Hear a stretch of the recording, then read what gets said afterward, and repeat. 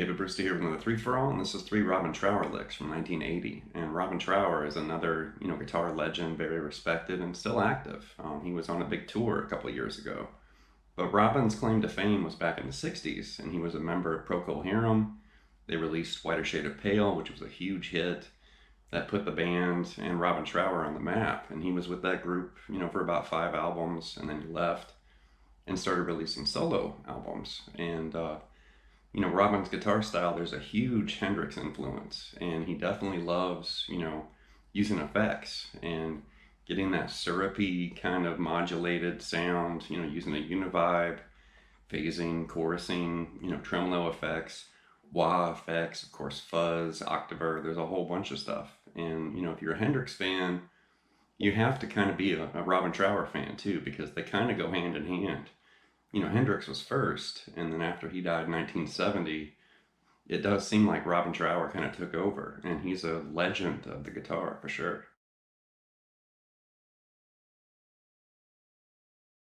The licks in this lesson actually come from a live performance. I think it was on British television, in the UK back in 1980. And this would have been around the Victims of the Fury album, in 1980, which is a great, Trower album for sure. But, the quality's good, and they do a good mix of a lot of different things. So I really just kind of hand-picked some licks from this concert. So while this lesson won't focus on any shredding, because definitely Robin's a blues rock pioneer, guitarist, he's not a shredder. But one big thing that you're going to gain from this lesson, and hopefully pick up from some of the examples and licks, is his phrasing and expression, and very emotive, player. And here's a clip, just this isn't a lick, in the lesson, this is just a little bonus, footage. But here's a clip of him playing a lick at the end of the solo. And, he's being very expressive. It almost sounds like a flute.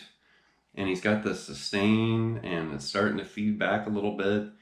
And he's really just kind of moving between a couple notes. And it's very, very expressive, though. And this is a good kind of snapshot of, Robin's playing when he isn't using a bunch of wah and univibe and swirly, modulation effects.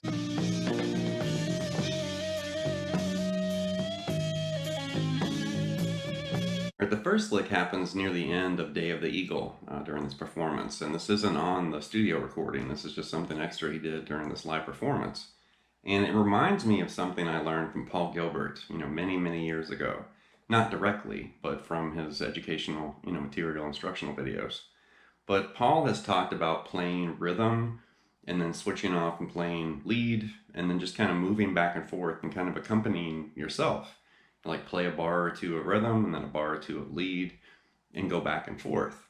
And this example kind of reminds me of that because Robin's playing this low bluesy kind of single note riff, and then he jumps higher on the fretboard and grabs unison bends.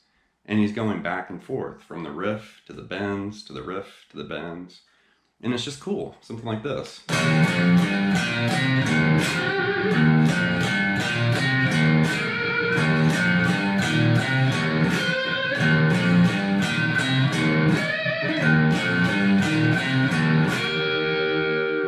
And there you can see we're just doing this single note riff in open position. And then he basically grabs, this F sharp and bends that up to G sharp.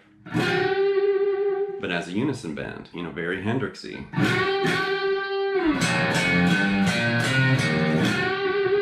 And then you're going to basically jump up to this A and bend that up to a B.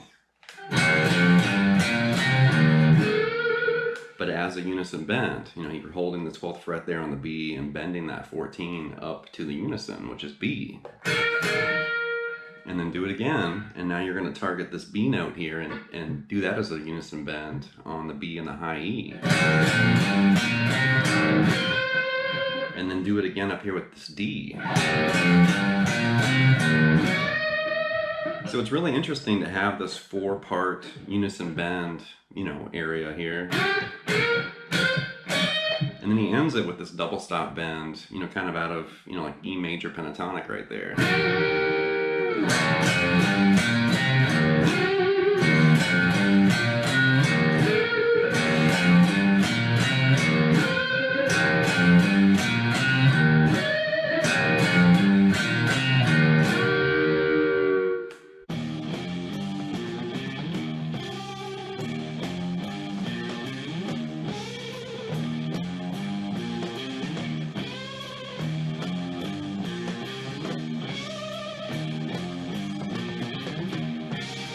The next lick from this footage is the snappy kind of blues lick out of the E minor pentatonic box right here. And I don't know why the lick grabbed me.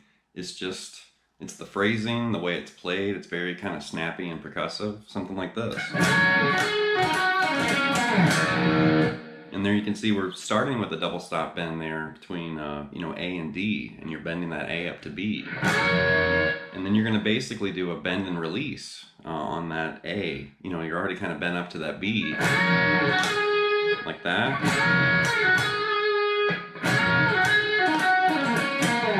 And it's interesting the way he's kind of snapping through the box right there.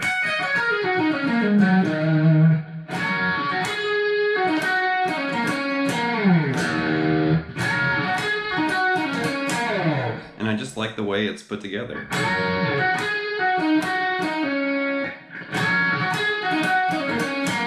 And I like that last little roll before you slide off and then just hit the low E open right there.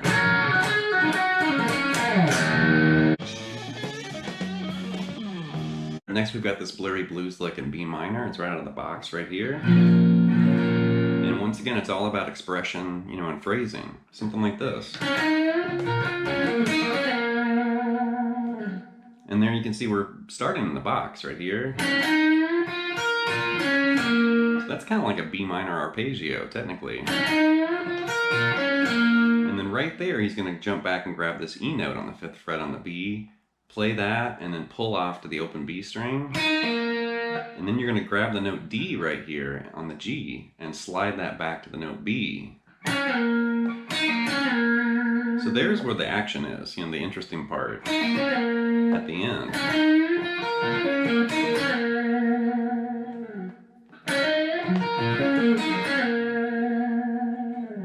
Really expressive. I love phrases like that. Here's a bonus lick from this footage, and this is going to be a little difficult to reproduce for the video, and I'm not making excuses, I'm being serious. And this is kind of a melodic control phrase. So Robin's playing this, kind of quiet moment during a solo, and he plays this little melodic line that we're going to look at, and then at the end he shifts up to C sharp, and he starts adding vibrato, and you can hear in the footage, like when I play the clip, you can hear the note he plays, it starts to turn into feedback, and he kind of rolls the volume up on his guitar, and you hear it starting to slowly feed back just a little bit. And that's going to be really hard for me to do, because right now my amp is on 1. It's turned down as low as it can go. And for me to get that kind of feedback, I'm going to have to turn up really loud, and then position myself in a way to where my pickups kind of connect with the speaker, and you start to get that magical feedback.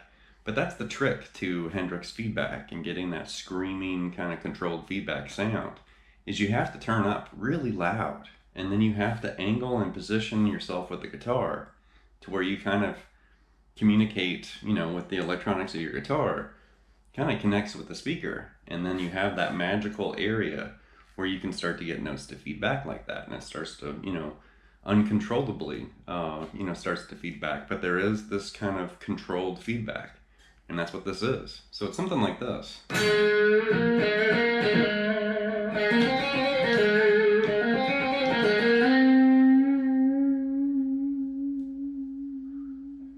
And he keeps holding on to that C sharp, and that's where the feedback comes in. So I'm not going to be able to reproduce the feedback effect, unfortunately, because if I did, my amp would be so loud it would probably distort, my camera. But that's basically what he's doing here.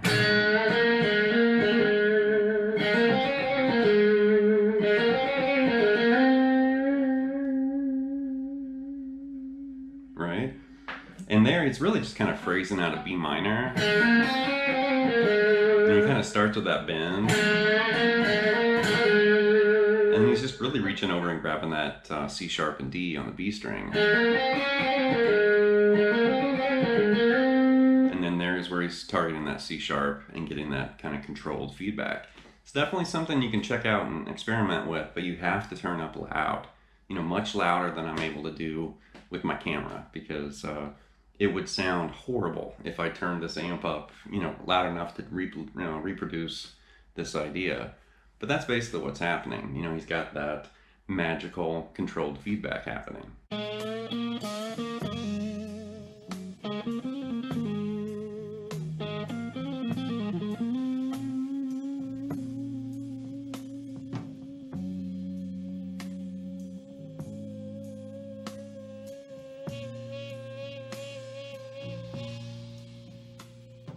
That's going to wrap this look at 3 Robin Trower licks from 1980, and I'm actually going to follow this with a Robin Trower chord play, because aside from his licks and his modulation effects and fuzz and wah and all this, all the cool toys and effects and things in his music, Robin has a really interesting approach with chords and rhythm work too. So he's kind of a package player, where you get lots of lead, you get all these ideas for tones and effects and different, expressive, phrasing.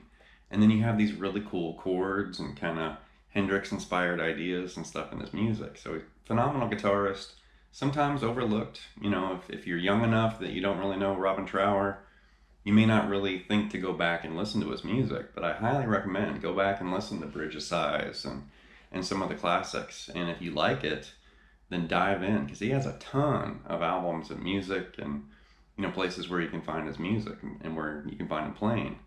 And definitely a legend of guitar. So anyway, leave some feedback and some comments. Please subscribe to Late Night Lessons, and I'll be back before you know it with more content and material. Thank you.